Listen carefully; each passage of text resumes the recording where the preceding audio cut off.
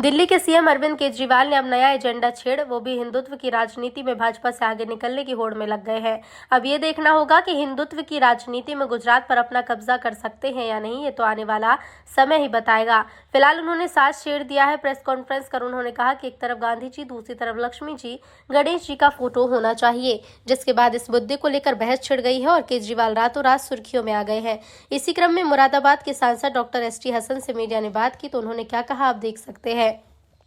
दिल्ली के सीएम अरविंद केजरीवाल के भारतीय करेंसी पर गणेश जी और लक्ष्मी जी की तस्वीर वाले बयान पर सपा सांसद डॉक्टर एसटी हसन ने कहा कि ऐसा किसी देश में नहीं कि करेंसी पर धार्मिक चित्र बने हों। इससे धार्मिक चित्रों का अपमान हो सकता है और ये देश का माहौल अशांत करने का माध्यम बन सकता है, क्योंकि अगर किसी ने इसका अपमान किया तो गड़बड़ होने का अंदेशा है, इसलिए ठीक नहीं हो सकता है। गुजरात चुनाव की वजह से उन्होंने ऐसा बयान दिया है। सपा सांसद मुरादाबाद ने आगे बात करते हुए कहा, मेरी केंद्र सरकार से, प्रधानमंत्री जी से अपील है,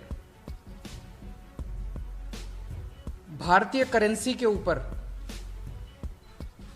एक तरफ गांधी जी की तस्वीर है, वो वैसे ही रहनी चाहिए, लेकिन दूसरी तरफ श्री गणेश जी की और श्री लक्ष्मी जी की तस्वीर भारतीय करेंसी के ऊपर लगाई जाए।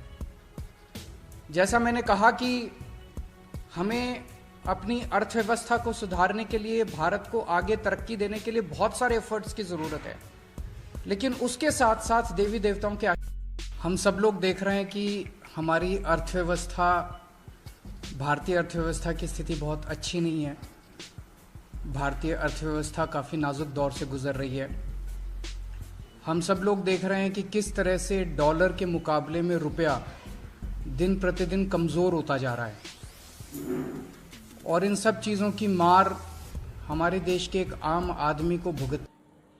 सर, अरविंद केजरीवाल ने कहा है कि भारतीय नोट पर गांधी जी की तस्वीर के साथ साथ गणेश जी की और लक्ष्मी की जो तस्वीरें हैं वो भी होनी चाहिए। देखिए, अभी तक किसी भी मुल्क की करेंसी के ऊपर ऐसी तस्वीरें नहीं छपी हैं जिसमें धार्मिक चीज़ें लगी हुई हों, चाहे वो मुस्लिम देश हो चाहे और क्रिश्चियन देश हो सकता है कि मलेशिया या इंडोनेशिया में कहीं पर गणेश जी की वो छपी हुई हो।